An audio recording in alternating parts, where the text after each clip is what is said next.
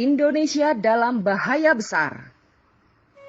Sekitar akhir tahun 99 atau awal tahun 2000, diadakan rapat orang-orang Tionghoa di Universitas Atmajaya, kawasan Semanggi, Jakarta, yang diprakarsai oleh Mokhtar Riyadi dan anaknya James Riyadi. Inti dari rapat tersebut adalah bahwa penduduk di Cina daratan sudah mencapai hampir 2 miliar orang dan membutuhkan suatu negara untuk dijadikan kolonisasi. Strateginya adalah membuat kompleks perumahan sepanjang bibir pantai Laut Jawa.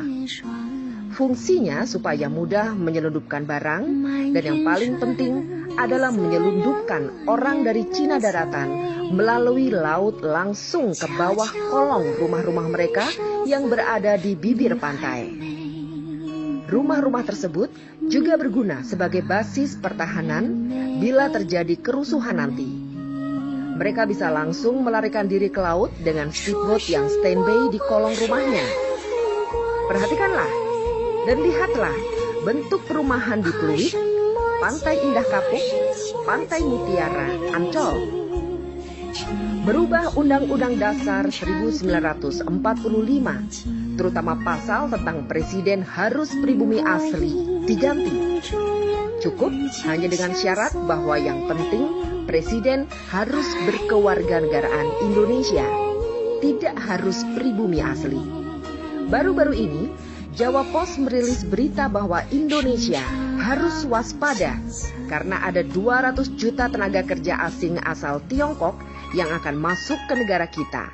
Ya, 200 juta orang. Jadi sebenarnya Jokowi itu siapa bagi orang Cina? Dengan merancang Jabodetabek menjadi megapolitan dengan bantuan 5 pengembang besar, Agung Sedayu, Agung Podomoro, Sumarekon, Lipo Group, dan Sinarmas, mereka membangun apartemen Rusunami dan Rusunawa. Kemudian apartemen Rusunami dan Rusunawa diisi oleh orang-orang Tionghoa, dan tinggallah orang pribumi jadi babu, satpam, OB, dan supir. Semua bukti menyatakan kebenaran pernyataan ini. Apalagi setelah Ahok merencanakan penggusuran 130 titik pemukiman pribumi di DKI Jakarta. Program ini juga dimuluskan oleh Jokowi dengan langkah-langkah nyata yang lebih besar. Memiskinkan rakyat Indonesia dengan berbagai cara, bekerja sama dengan pemerintah Cina dalam segala bidang, dan menggantikan peran Amerika di Indonesia selama ini, dan menjual atau menggadaikan aset-aset nasional Indonesia yang vital kepada pihak Cina. Jokowi secara sengaja membuat ekonomi dan politik Indonesia carut-marut untuk membuat pribumi semakin hancur berantakan, banyak pengangguran, dan jumlah orang miskin semakin besar.